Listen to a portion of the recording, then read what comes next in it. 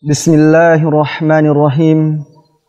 Assalamualaikum warahmatullahi wabarakatuh.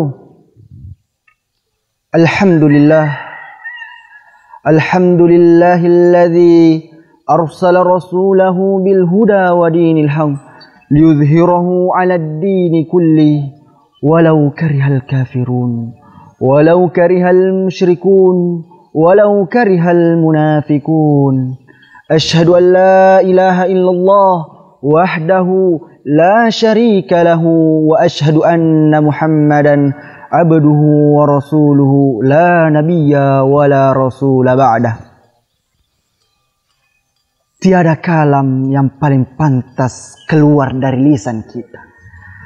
Tiada kata yang paling pantas kita ucapkan dari lidah yang tak bertulang ini selain rasa syukur kita kepada Allah Subhanahu wa taala.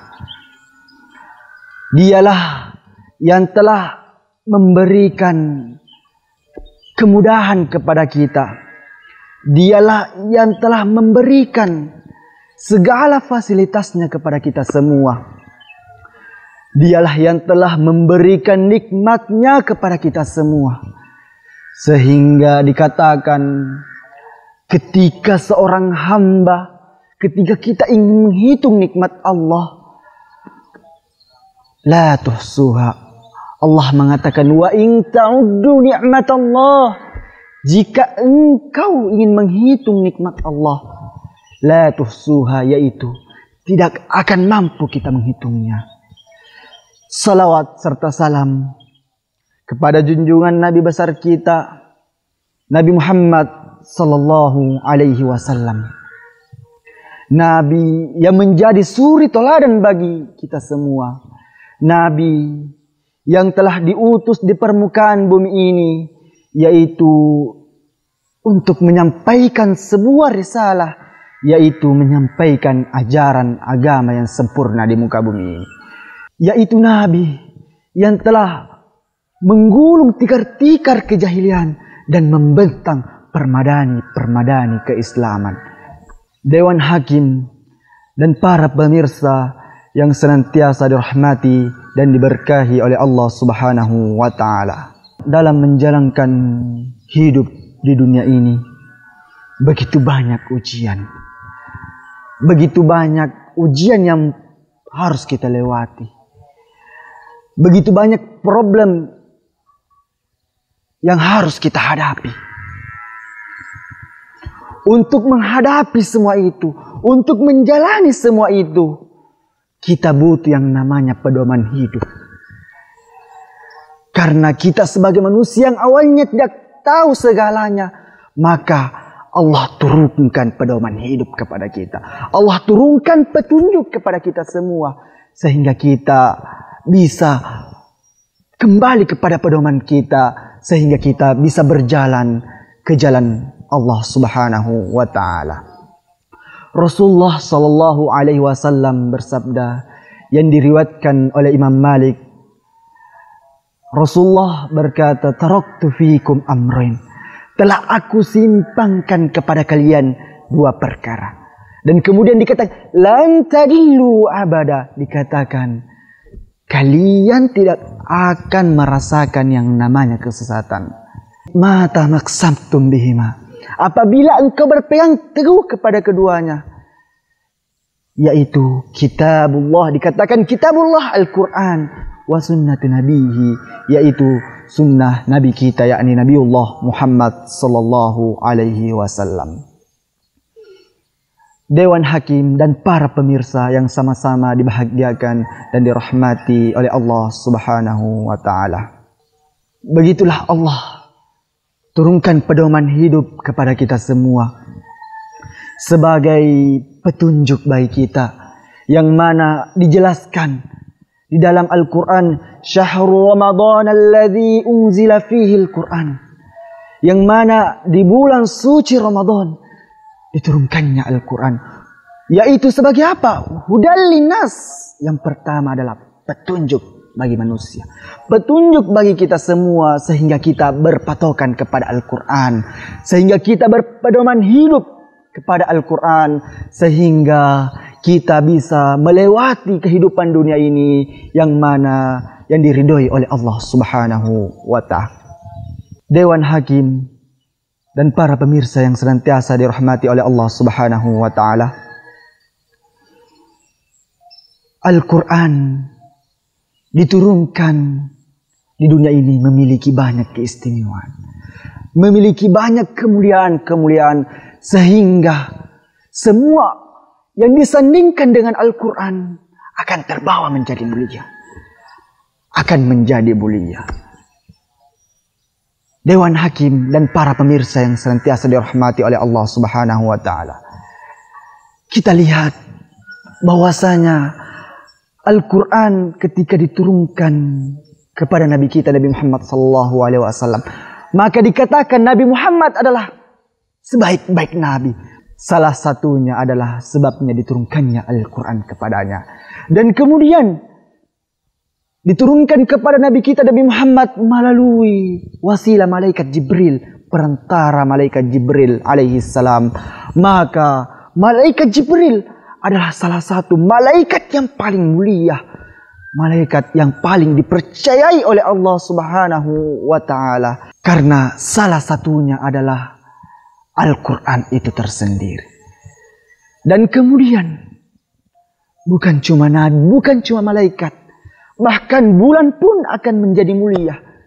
Tatkala syahr Ramadan alladzi unzila fil Quran, yang mana bulan suci Ramadan, bulan diturunkannya Al-Quran, maka bulan Ramadan adalah bulan yang paling mulia, bulan yang paling istimewa, bulan yang mana ketika orang beribadah di bulan tersebut, semua amalannya, semua ibadahnya dilipat gandakan oleh Allah Subhanahu wa Ta'ala. Bukan cuma bulan, bahkan malam pun menjadi mulia. Yang mana Al-Quran diturunkan pada malam Lailatul Qadar. Dikatakan Lailatul Qadar, yaitu malam Lailatul Qadar, khairun min alfi syahr, yaitu lebih baik daripada 1000 bulan. Masya Allah. Karena salah satu sebabnya adalah Al-Quran. Bahkan hari pun menjadi mulia, yang mana Al-Quran diturunkan pada hari Jumat, sehingga dikatakan hari Jumat adalah Sayyidul Ayyam, yaitu hari yang paling istimewa, hari yang paling mulia. Dewan Hakim dan para pemirsa yang senantiasa dirahmati dan diberkahi oleh Allah Subhanahu wa Ta'ala, semua mulia karena Al-Quran. Nabi mulia karena Al-Quran, malaikat, bulan, bahkan malam serta hari mulia karena Al-Quran. Bukan cuma itu, bahkan tempat pun menjadi mulia karena Al-Quran. Tatkala Al-Quran diturunkan di kota Mekah, Al-Quran di kota Madinah, dikatakan kota Mekah, kota Madinah adalah kota yang paling istimewa, kota yang paling dimuliakan oleh Allah Subhanahu wa Ta'ala, karena salah satu sebabnya diturunkannya Al-Quran. Dewan Hakim dan para pemirsa yang senantiasa dirahmati oleh Allah Subhanahu wa Ta'ala, begitu istimewanya Al-Quran, begitu mulianya Al-Quran itu, sehingga menjadikan orang-orang yang bersama dengan Al-Quran, disandingkan dengan Al-Quran, akan menjadi mulia. Begitu pula kita manusia. Dikatakan oleh Rasulullah sallallahu alaihi wasallam, khairukum man ta'allama al-Qur'ana wa 'allama. Sebaik-baik kalian yang mempelajari Al-Quran dan mengajarkannya. Kita akan menjadi mulia. Kita akan menjadi khairul umam, atau umat yang terbaik, manusia yang terbaik, hamba yang terbaik, apabila kita bisa bersama dengan Al-Quran, apabila di setiap harinya, di setiap waktunya kita kembali kepada pedoman kita, yaitu Al-Quran. Dewan Hakim dan para pemirsa yang senantiasa dirahmati oleh Allah Subhanahu wa Ta'ala, dan Al-Quran pun bukan cuma membawa kita mulia, bahkan Al-Quran itu menolong kita. Coba kita bayangkan ketika kita di akhirat nanti, Tidak ada yang dapat membantu kita. Tidak ada yang dapat menolong kita selain amal ibadah kita. Selain apa yang telah kita kerjakan di dunia ini. Dan kemudian ada sesuatu yang dapat menolong kita. Yang memberikan syafaat kepada kita. Salah satunya Al-Quran itu. Rasulullah sallallahu alaihi wasallam bersabda, Iqra'ul Qur'an fa innahu ya'ti yaumal qiyamati syafiyan li ashab. Bacalah Al-Qur'an. Dan kemudian dikatakan fa innahu ya'ti yaumal qiyamati syafiyan li ashabi. Sesungguhnya Al-Qur'an itu akan datang pada hari kiamat membawa syafaat kepada siapa? Kepada kita yang terus bersama dengan Al-Qur'an itu. Dan kemudian dikatakan bukan lagi kita yang bersaksi kepada Rabb kita atas yang telah kita kerjakan. Yang mana dikatakan di dalam hadis Rasulullah sallallahu alaihi wasallam bersabda, "As-siyamu wal Qur'an yashfa'ani lil 'abdi yaumil qiyamah." Puasa dan Al-Qur'an memberikan syafaat kepada hambanya pada hari kiamat nanti. Dan kemudian siapa yang berkata? Dan kemudian dikatakan yaqulus siyam, ay Rabbi mana'tu ta'ama wasyahwat bin nahar fasyafi'ni fi. Wahai Tuhanku, wahai Rabbku, saya telah melarangnya. Saya telah menahannya untuk makan dan minum pada siang hari. Maka berikanlah syafaat kepadaku.